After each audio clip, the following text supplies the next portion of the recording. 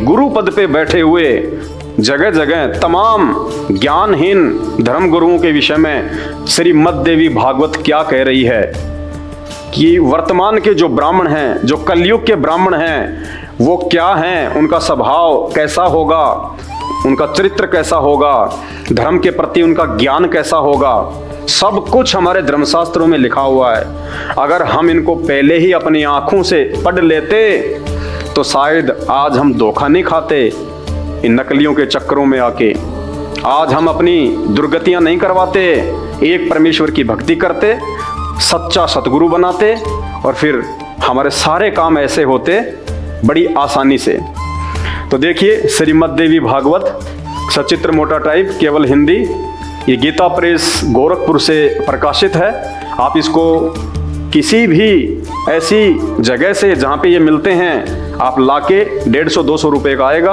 आप इसको पढ़िएगा और फिर देखिएगा कि आज तक इन नकली धर्मगुरुओं ने भगत समाज को, हिंदुओं को ये सच्चाई क्यों नहीं बताई। तो ये इसका पेज नंबर 425 है, ध्यान से देख लीजिएगा। और ये छठा स्कंद है, छठा स्कंद और पेज नंबर 425। एथेंटिक है, ओरिजिनल है, किसी प्रकार की कोई मिलावट नहीं है। जो चीजें आपको यहां दिखाई जाएंगी जब आप बाजार से लेके आएंगे वही चीज आपको मिलेगी। तो परम पूज्य सतगुरु रामपाल जी भगवान ने जो शास्त्रों में सच्चाई जो बताई है, दास उन्हीं के आदेश अनुसार, दास उन्हीं के वचन अनुसार सारी चीजें आपको बता रहा है। आप समझने का प्रयास करें और इस काल के जाल से निकलें, इन नकली धर्मगुरुओं को त्यागें जो आपका जीवन बर्बाद कर रहे हैं। आपका मानव शरीर, आपकी श्वासें दिन प्रतिदिन बर्बाद होती जा रही हैं। तो वर्तमान के जो ब्राह्मण हैं, जो पंडित हैं हिंदुस्तान में जितने भी हैं, छोटे से लेके बड़ा, उनके विषय में क्या लिखा गया है। जन्मे जी ने पूछा, ये जन्मे जी कौन था? ये पांडवों का अंतिम वंशज था, राजा परीक्षित का बेटा जन्मेजय।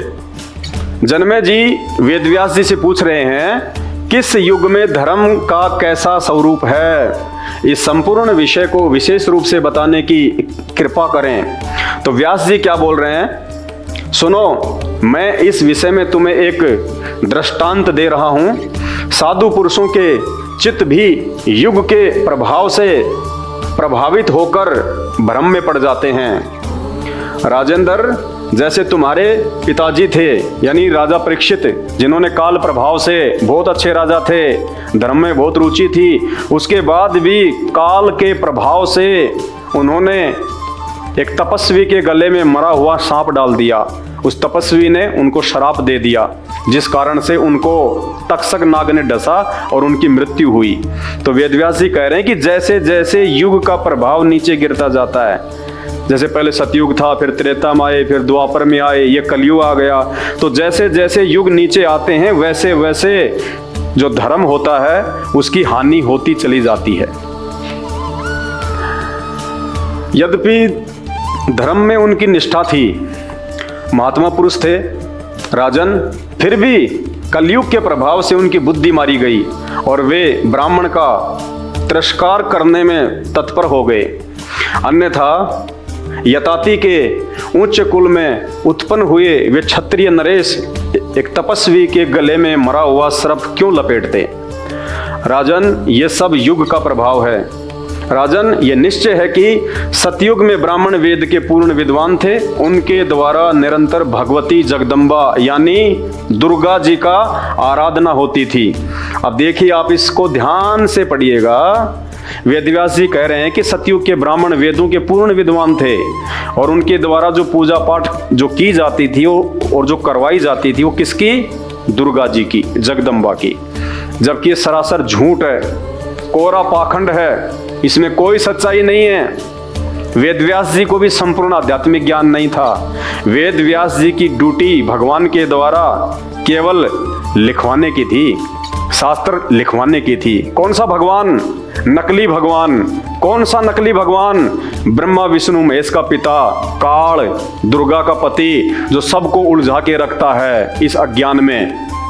तो उस काल के द्वारा वेद व्यास जी की ड्यूटी केवल ये शास्त्रों को लिखने की थी। तो वेद व्यास जी को भी संपूर्ण ज्ञान नहीं है। और वेद व्यास जी कह रहे हैं कि सतयुग के ब्राह्मण वेदों के पूर्ण ज्ञाता थे और निरंतर भगवती जगदम्बा की आराधना करते थे।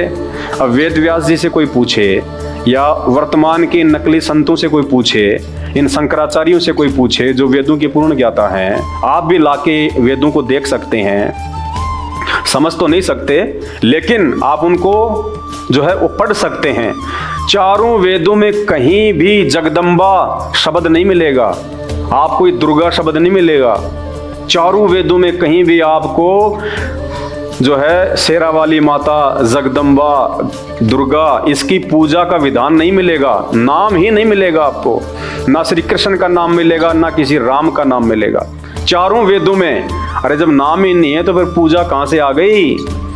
और इसी देवी भागवत पुराण में ये देवी, ये जगदम्बा स्वयं कह रही है कि मेरी भी पूजा नहीं करनी चाहिए, पूजा मेरे पति की करनी चाहिए, जिसको काल कहते हैं, जिसको ब्रह्म कहते हैं। आगे आपको वीडियो के द्वारा बताएंगे। फिलहाल इस कलयुग के जो ब्राह्मण हैं, वर्तमान के जो धर्म गुरु हैं, ये क्या हैं और कैसे हैं और कितना इनको शास्त्रों का ज्ञान है, वेद व्यास जी बता रहे हैं। राजन, ये निश्चय है कि सतयुग में ब्राह्मण वेद के पूर्ण विद्वान थे। उनके द्वारा निरंतर भगवती जगदम्बा की आराधना होती थी, जो कि कोरा झूठ है। भगवती का दर्शन करने के लिए उनका मन सदा लालायित रहता था। गायत्री के ध्यान, प्राणायाम और जप में वे अपना सारा समय व्यतीत करते थे। माया बीज का जप करना, देखो माया बीज का जप करना, जबकि चारों वेदों में केवल ओम नाम का जाप लिखा हुआ है, केवल ओम नाम। इसके अलावा चारों वेदों में दूसरा कोई भी मंत्र जाप नहीं है। और चारों वेदों का सार गीता जी अध्याय नंबर 8 और श्लोक नंबर 13, ओम इति एक अक्षर ब्रह्म व्यवहारण माम अनुसमरण ये प्रयाति तजम देहम सयाति प्रमाम गतम। केवल एक ओम मंत्र का जाप पूरी गीता जी में, बाकी कोई हरे रामा हरे कृष्णा राधे राधे श्याम मिला दे, ओम नमः भागवते, कुछ नहीं है। ओम नमः शिवाय कोई मंत्र जाप नहीं है पूरी गीता जी में, चारों वेदों में, एक ओम मंत्र के अलावा। फिर ये माया बीज कहां से आ गया? ये उन ब्राह्मणों की अपनी सोच, मनमुखी सोच, इसीलिए तो आज ये पूरे समाज का बेड़ा गर्क करके बैठे हैं। माया बीज का जप करना उनका प्रधान कार्य था, जबकि गीता जी में चारों वेदों में माया बीज का कोई जिक्र ही नहीं है। मनमुखी। प्रत्येक गांव में शक्ति मंदिर का उद्घाटन हो, इस विषय की उनके मन में बड़ी उत्सुकता रहती थी। प्राय सब लोग सत्य, दया और सोच से युक्त होकर अपना कार्य संपन्न करते थे। तत्व ज्ञान के पारगामी उन ब्राह्मणों को तत्व ज्ञान की तो उन ब्राह्मणों को छींट भी नहीं थी। छींट भी क्या होती है? छींट भी नहीं थी उनको, तो वो जानते नहीं थे कि ये तत्व ज्ञान होता क्या है। तत्व ज्ञान होना तो बहुत दूर की बात है। उस तत्व ज्ञान से लबालब आज सतगुरु रामपाल जी हैं इस पूरी धरती पे, पूरी पृथ्वी पे। इनके अलावा किसी को तत्व ज्ञान की छींट भी नहीं है। गीता जी अध्याय नंबर 15 श्लोक नंबर 104, गीता जी अध्याय नंबर 4 श्लोक नंबर 34, भगवान कह रहे हैं कि अर्जुन, अगर तुझे पूर्ण आध्यात्मिक ज्ञान चाहिए, पूर्ण मोक्ष की जानकारी चाहिए, 84 लाख योनियों से बाहर निकलना है, और यहां भी अगर तुझे सुख प्राप्त करना है जब तक तेरा जीवन है, तो किसी तत्वदर्शी संत की खोज करके उसके बताए अनुसार भक्ति कर। यानी श्री कृष्ण जी जो कि पांडवों के गुरु थे, वो भी मना कर रहे हैं कि मेरे पास भी कोई भक्ति नहीं है। वो कह रहे हैं कि किसी तत्वदर्शी संत की खोज कर। अगर श्री कृष्ण जी स्वयं ही तत्वदर्शी संत होते तो अर्जुन को कह देते कि मैं ही हूं वो तत्वदर्शी संत अर्जुन, लेकिन नहीं, वो तत्वदर्शी संत ना तो श्री कृष्ण जी को प्राप्त था, ना श्री अर्जुन जी को प्राप्त था। ये आप और हमारा सौभाग्य है कि वो तत्वदर्शी संत आज इस धरती पे संत रामपाल जी के रूप में प्रकट है। तत्व ज्ञान के पारगामी उन ब्राह्मणों द्वारा जो भी कर्म होता था, उसमें सत्य, सोच और दया से ये तीनों गुण निहित रहते थे। सतयुग के क्षत्रियों का प्रधान कर्म था प्रजाओं का भरण पोषण करना। वैश्य लोग सदा खेती, व्यापार और गौ की सेवा में तत्पर रहते थे। राजन, उस पुण्य में सतयुग के शूद्रों के मन में सदा यही भावना रहती थी कि हम दूसरों की सेवा करें। उस श्रेष्ठ युग में प्राय सभी वर्ण भगवती शक्ति जगदम्बा की पूजा करते थे। कैसे सुख प्राप्त होगा? जो जगदम्बा खुद अपनी भक्ति करने के लिए इसी देवी भागवत पुराण में राजा हिमालय को उपदेश देते समय कह रही है कि राजन, मेरी भी पूजा व्यर्थ है, मेरी भी पूजा नहीं करनी चाहिए। और ये सतयुग के ब्राह्मण जो अपने आप को ये तत्वज्ञानी समझते थे, ये निरंतर जगदम्बा की ही पूजा करते रहते थे। आपको पता चलेगा, वीडियो ध्यान से देखना आगे। फिर क्या कह रहे हैं? धर्म की यही स्थिति त्रेता में भी रही, परंतु कुछ हास हो गया। यानी सतयुग के बजाय त्रेता युग में धर्म का कुछ पतन हो गया। सतयुग की जो स्थिति थी वह द्वापर में विशेष रूप से डाउन हो गई। राजन, अब देखिए ध्यान से भाइयों और बहनों, राजन, उन प्राचीन युगों में जो राक्षस समझे जाते थे, कौन से युगों में? सतयुग, त्रेता और द्वापर में जो राक्षस समझे जाते थे, राक्षस, उन प्राचीन युगों में, उन 3 युगों में जो राक्षस कहे जाते थे, जो राक्षस समझे जाते थे, वो कौन होंगे? वे कलयुग में ब्राह्मण माने जाते हैं। आज के ये धर्मगुरु, ये शंकराचार्य, ये ब्राह्मण, ये संत महंत, ये कलयुग, ये सतयुग के राक्षस हैं। कोई अपनी तरफ से नहीं बोल रहा, तुम्हारी आंखों के सामने लिखा हुआ है। मार्केट से 200 रुपए खर्च होंगे, लाके पढ़ लेना। क्या कह रहे हैं ये पुराण? वेदव्यास जी कह रहे हैं जन्मे जी को कि सतयुग में जो राक्षस समझे जाते थे, राक्षस कौन होते हैं? जो लोगों को जो दुखी करते हैं, जो बेवजह लोगों को जो ठगते थे, जो पाखंड करते थे, जिनमें कोई दया नाम की कोई चीज नहीं होती। क्या कह रहे हैं वेदव्यास जी कि राजन, उन प्राचीन युगों में जो राक्षस समझे जाते थे, वे इस कलयुग में ब्राह्मण माने जाते हैं। कली यानी कलयुग, वे इस कलयुग में ब्राह्मण माने जाते हैं। ब्राह्मण ये धर्मगुरु वर्तमान के, जिनको आप अपना गुरुजी कहते हैं। जितने भी सारे के सारे आ गए, नाम लेने की आवश्यकता नहीं है, क्योंकि नाम तो सबका मैं जानता नहीं।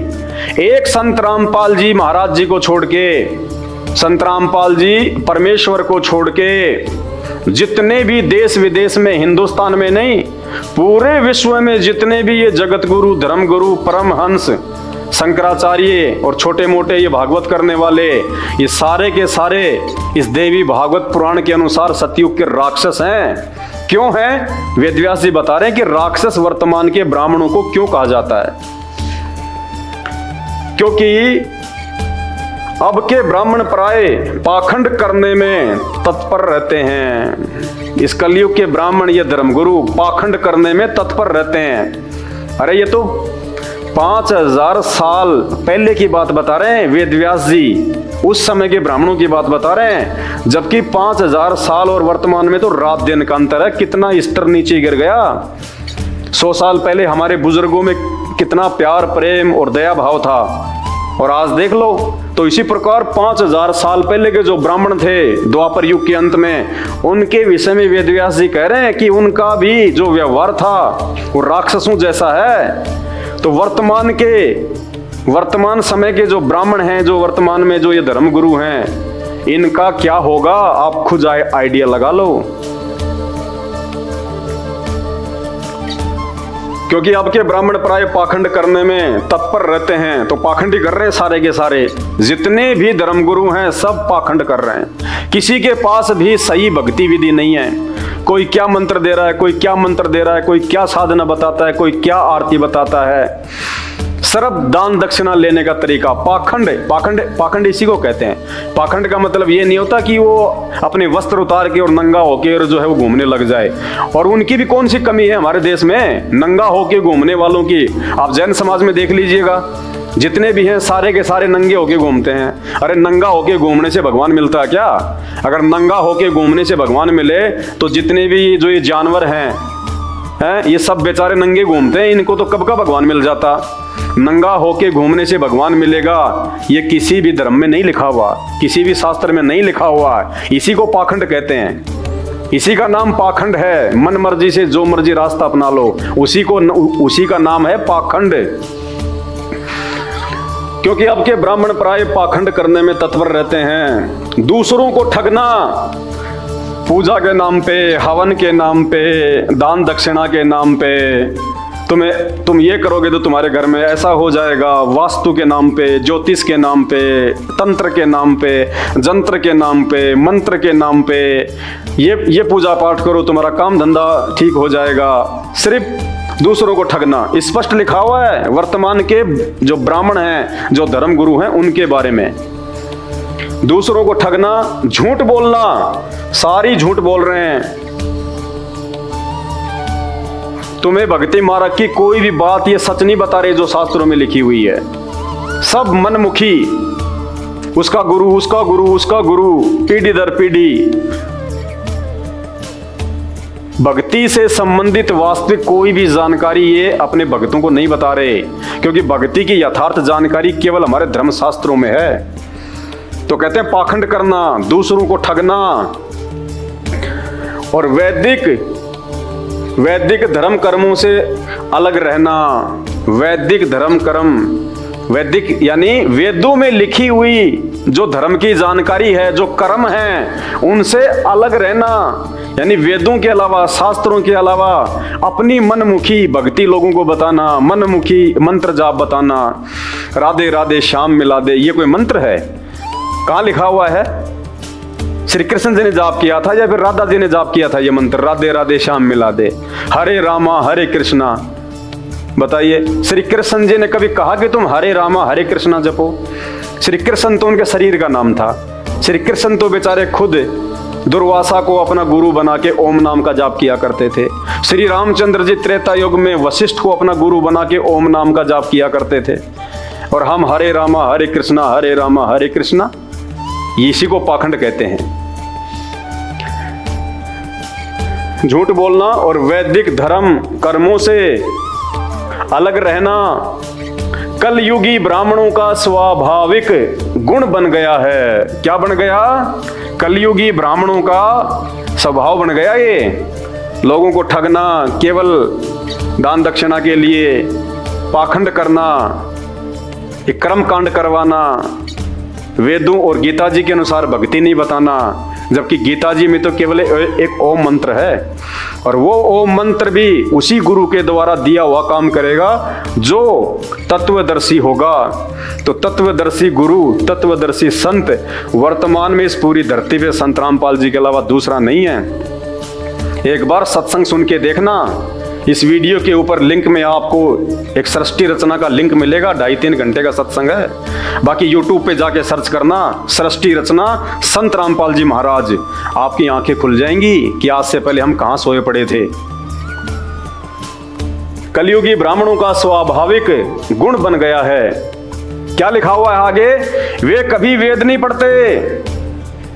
अरे जो वेद ही नहीं पढ़ेगा वो वेद के अनुसार भक्ति कहां से करवाएगा? ये व्यास जी लिख रहे हैं।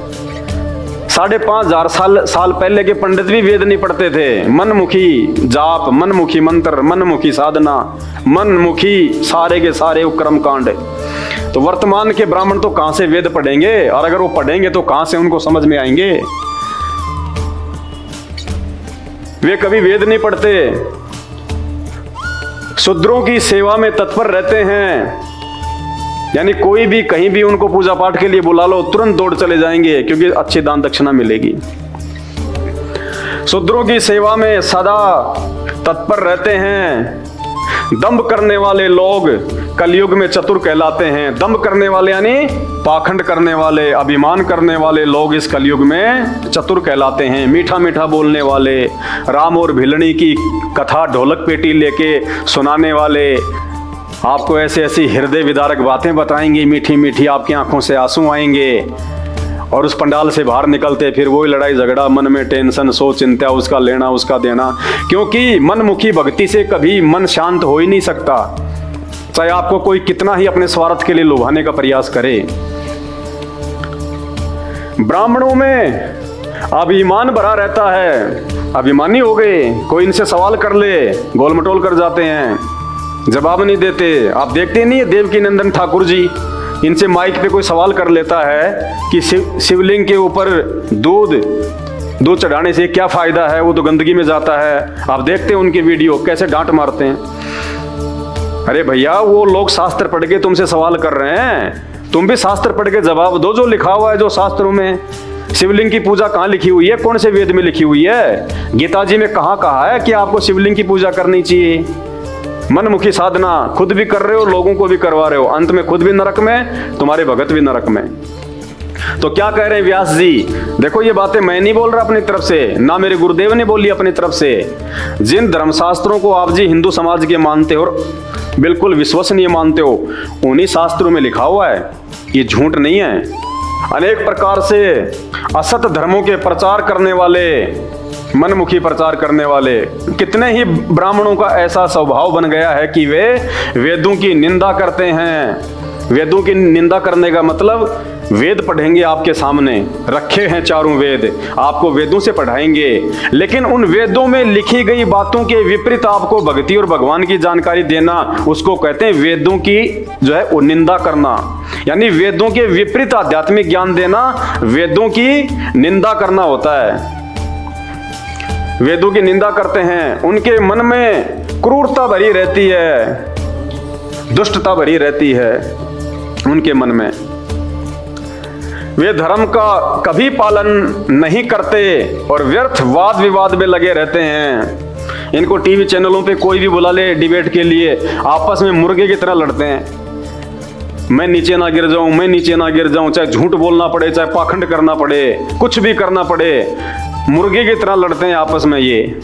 तो क्या कह रहे हैं यहाँ पे वेदव्यास जी? वे धर्म का कभी पालन नहीं करते और व्यर्थ वाद विवाद में लगे रहते हैं। कोई सवाल कर ले तो फालतू की बातों से उसको शांत कर देते हैं। राजन, जैसे जैसे कलयुग की वृद्धि होती है, वैसे वैसे ही सत्य मूलक धर्म का अभाव होता चला जाता है। क्षत्रिय, वैश्य और शूद्र भी इसी प्रकार से अधार्मिक हो जाते हैं। अब क्षत्रिय, वैश्य और शूद्र की तो बेचारों की क्या गलती है? जब ब्राह्मण उनको ज्ञान ही उल्टा बताएंगे, उनको शास्त्रों से विपरीत भक्ति बताएंगे, कोई सही भगवान की जानकारी नहीं देंगे, तो बिना भक्ति के तो जीव का भला हो ही नहीं सकता। तो आम व्यक्ति की बेचारों की क्या जानकर जो है वो गलती है? भाई, जैसे खेत है, उस खेत की बेचारे की क्या गलती है? उस खेत में जो बीज डालने वाला डालेगा, खेत तो वैसा ही उत्पन्न कर देगा।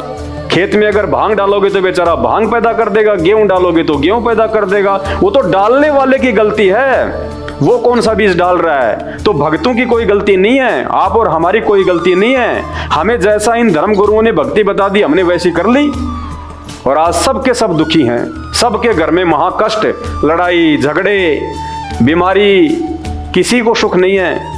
भक्ति करते करते भी ना किसी की कोई मर्यादा है। भक्ति भी कर रहे हैं, आरती भी कर रहे हैं, मन में आए तब अपना कोई नशा भी कर लेते हैं, मांस भी खा लेते हैं, गुटखा और जर्दा भी खा लेते हैं, चोरी जारी, रिश्वतखोरी, भ्रष्टाचारी, मिलावट करना, क्योंकि मर्यादा नहीं है।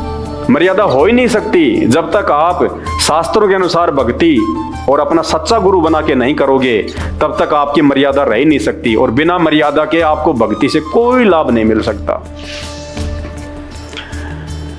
इसी प्रकार से अधार्मिक हो जाते हैं। यही दशा कलयुग में इतर वर्णों की भी है। पाप करने और झूठ बोलने में किसी को कोई हिचक नहीं है।